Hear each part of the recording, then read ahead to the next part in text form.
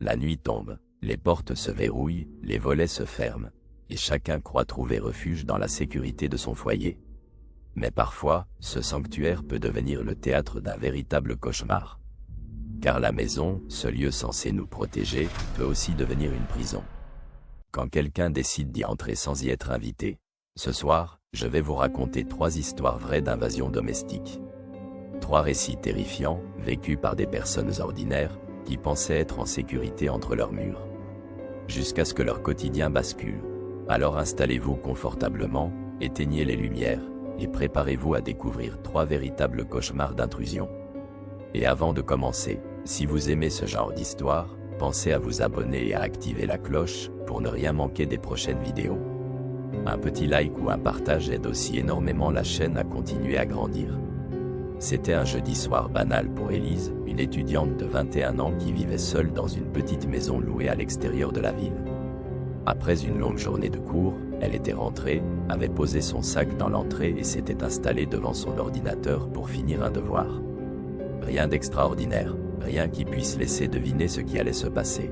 Vers 20 h, elle est descendue à la cuisine se préparer un thé. En passant près de l'escalier, elle a entendu un son sec, comme un frottement de tissu ou un objet qui bouge. Sur le coup, elle a pensé à son chat, Oslo, qui avait l'habitude de se cacher un peu partout. Elle a appelé son nom, mais le silence lui a répondu. Elle a haussé les épaules, un peu amusée, et est repartie avec sa tasse brûlante. Plus tard dans la soirée, alors qu'elle était plongée dans sa rédaction, un bruit plus net a résonné.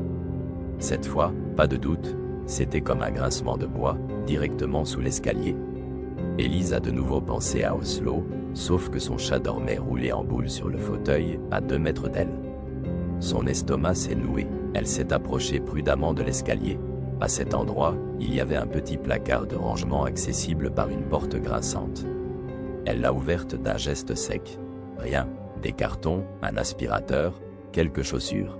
Rassurée, mais pas totalement convaincue, elle a refermé et est montée dans sa chambre, décidée à ne pas se laisser influencer par son imagination. Vers 2 h du matin, Élise s'est réveillée avec la gorge sèche. Elle est descendue en pyjama chercher un verre d'eau. Dans la pénombre du couloir, elle a eu l'impression qu'une ombre bougeait près de l'escalier. Elle a allumé la lumière, le cœur battant à tout rompre. Tout semblait normal, mais lorsqu'elle s'est tournée vers le placard sous l'escalier, elle a remarqué quelque chose. La porte n'était pas complètement fermée. Elle était entr'ouverte de quelques centimètres. Élise s'est figée, elle se souvenait très bien l'avoir fermée plus tôt. Son souffle s'est accéléré et un instinct primal lui a crié de fuir.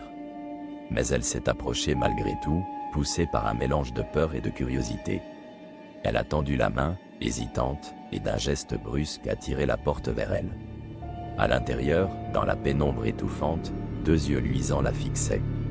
Un homme, recroquevillé entre les cartons, respirait bruyamment. Son visage était sale, ses vêtements déchirés. Il avait été là, à quelques mètres d'elle, probablement depuis le début de la soirée. Élise a crié, lâchant la porte qui a claqué sous l'effet de la panique. Elle a couru à toute vitesse jusqu'à l'extérieur, pieds nus sur le gravier, son téléphone serré dans la main. Elle a appelé la police en tremblant, les yeux rivés sur la maison dont toutes les lumières restaient allumées. Les agents sont arrivés moins de 10 minutes plus tard. Le placard était vide, l'homme avait disparu, probablement par la petite fenêtre de la buanderie. D'après les enquêteurs, il s'agissait très probablement d'un sans-abri qui s'était introduit discrètement et qui avait choisi de se cacher là, sous l'escalier, attendant le moment opportun. Depuis cette nuit, Élise ne peut plus passer devant ce placard sans sentir un frisson glacé lui parcourir le dos. Parce que la pensée la plus terrifiante n'est pas d'avoir découvert cet homme, mais d'imaginer combien de temps il l'avait observé, silencieux, depuis son repère sombre. C'était une nuit d'hiver glacial. Marc, un père de famille de 38 ans, s'était réveillé vers 3 h du matin. Un coup de vent avait claqué contre la maison, et il s'était souvenu qu'une fenêtre du rez-de-chaussée était restée entr'ouverte. Pour ne pas réveiller sa femme et ses 2 enfants, il s'était levé discrètement, enfilant un vieux pull avant de descendre l'escalier plongé dans l'obscurité. Arrivé dans le couloir, il a immédiatement remarqué quelque chose d'anormal. La porte d'entrée était grande ouverte. Le froid s'engouffrait à l'intérieur, soulevant légèrement le tapis. Marc s'est figé. Il était certain de l'avoir verrouillé avant d'aller dormir, comme il le faisait chaque soir. Son premier réflexe fut de penser qu'il avait peut-être oublié, mais une sensation oppressante l'empêchait de se convaincre de cette explication. Il s'est avancé lentement, a refermé la porte et tourné la clé à double tour. Le silence pesait lourdement autour de lui.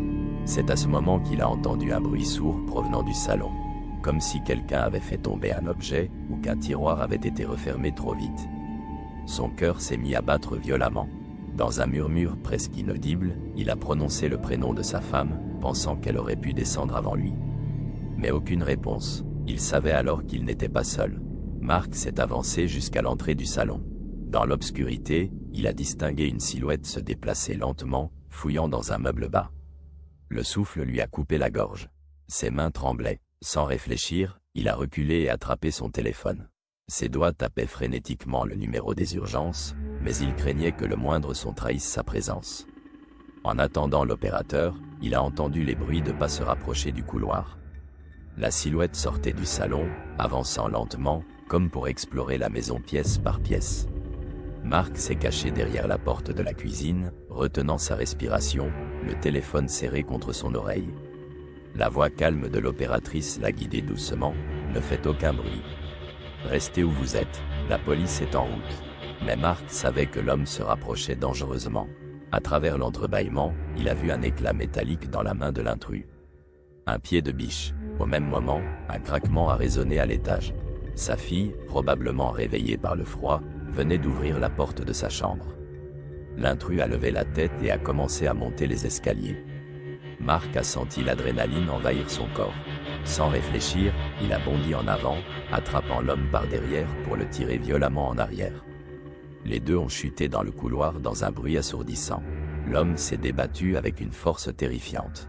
Marc a reçu un coup au visage, mais il a tenu bon, hurlant à sa fille de retourner dans sa chambre et de fermer la porte à clé. Quelques secondes plus tard, les gyrophares bleus ont illuminé les vitres de la maison. 2 policiers ont fait irruption et maîtrisé l'intrus en quelques instants. L'homme, un cambrioleur multirécidiviste, avait forcé la porte avec son pied de biche. Plus tard, Marc apprendrait qu'il était déjà recherché pour plusieurs cambriolages violents. Cette nuit-là, il a compris à quel point la frontière entre la sécurité de sa maison et le chaos pouvait être mince. Et chaque fois qu'il descend encore dans ce couloir sombre, il revoit cette porte entr'ouverte et le souffle glacé qui a marqué le début de son cauchemar. Claire, 29 ans, vivait seule depuis peu dans un petit appartement au rez-de-chaussée. C'était un quartier tranquille en apparence, et elle avait vite pris l'habitude de se sentir en sécurité chez elle. Mais ce soir-là, une simple sonnerie à la porte allait changer à jamais sa perception du mot « sécurité ». Il était presque 22 heures lorsqu'on frappa 3 coups secs à sa porte. Claire, surprise, jeta un coup d'œil par le judas. Un homme se tenait là, vêtu d'un uniforme de police. Sa casquette noire portait un écusson et une lampe torche à la main donnait à son visage un air autoritaire. Il parla d'une voix ferme mais rassurante. « Bonsoir madame, désolé de vous déranger si tard. Nous faisons une vérification dans le quartier, vous auriez quelques minutes ?» Claire hésita. Elle n'avait reçu aucun avis de ronde de police, mais l'uniforme paraissait authentique. Et il avait ce ton officiel qu'on ne remet pas en doute. Elle entr'ouvrit la porte, par réflexe de politesse. L'homme lui sourit brièvement, puis poussa la porte d'un coup sec de son épaule. Claire fut projetée en arrière et s'effondra contre le sol. L'homme entra rapidement, refermant derrière lui, et sortit de sa poche un couteau de cuisine dont la lame reflétait la lumière du couloir. Son sourire avait disparu, remplacé par une expression froide, déterminée. « Tu restes tranquille et tout ira bien », murmura-t-il. Le sang de Claire se glaça. Elle réalisa qu'elle n'avait aucun moyen de sortir. Les fenêtres du salon étaient verrouillées de l'intérieur et trop lourdes à ouvrir rapidement. Dans un réflexe désespéré, elle tenta de gagner du temps. Elle hocha la tête et demanda d'une voix tremblante, « Qu'est-ce que vous voulez ?» L'homme ne répondit pas. Il se contenta de l'ignorer et commença à regarder autour de lui, inspectant les pièces comme s'il cherchait quelque chose de précis. Claire profita d'un instant d'inattention pour reculer discrètement vers la cuisine, où son téléphone était posé sur la table. Chaque pas était un supplice, ses jambes tremblaient tellement qu'elle craignait de tomber. Elle tendit la main vers son téléphone, et la lame du couteau vint s'abattre violemment contre le bois de la table, à quelques centimètres de ses doigts. « Tu crois que je t'ai pas vu ?» lança-t-il d'une voix glaciale. Claire hurla, mais la main de l'homme vint aussitôt se plaquer contre sa bouche. Dans sa panique, elle fit ce que son instinct lui dicta, elle mordit de toutes ses forces. L'agresseur cria de douleur, relâchant son emprise juste assez pour qu'elle saisisse son téléphone et fonce vers la salle de bain. Elle s'y enferma en tremblant, composant le numéro de la police en chuchotant. Pendant qu'elle donnait son adresse, l'homme frappait contre la porte avec une rage incontrôlable. Chaque coup faisait trembler les murs. Elle était persuadée qu'il allait réussir à entrer. Mais au loin, elle entendit enfin le son des sirènes. Les coups cessèrent brusquement. Le silence retomba. Quelques secondes plus tard, la porte d'entrée vola en éclats sous l'assaut des forces de l'ordre. L'homme fut maîtrisé après une courte lutte. Son uniforme n'était qu'un déguisement acheté en ligne. Selon la police, il avait déjà utilisé cette méthode dans d'autres quartiers pour piéger ses victimes et pénétrer chez elles. Pour Claire, l'expérience avait laissé une cicatrice invisible. Depuis ce soir-là, chaque fois que quelqu'un frappe à sa porte, une angoisse sourde lui serre la poitrine. Car elle sait qu'il suffit d'un simple geste d'hospitalité pour laisser entrer le cauchemar. Voilà, 3 histoires bien réelles qui montrent à quel point la sécurité de nos foyers est parfois plus fragile qu'on ne l'imagine. Un escalier qui cache une présence silencieuse. Une porte entr'ouverte au milieu de la nuit. Un inconnu déguisé en agent de confiance.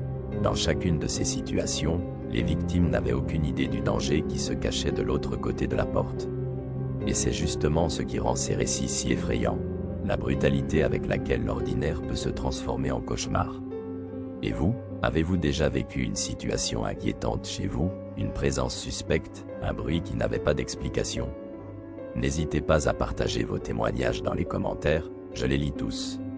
Si cette vidéo vous a glacé le sang, je vous invite à mettre un like et à la partager autour de vous.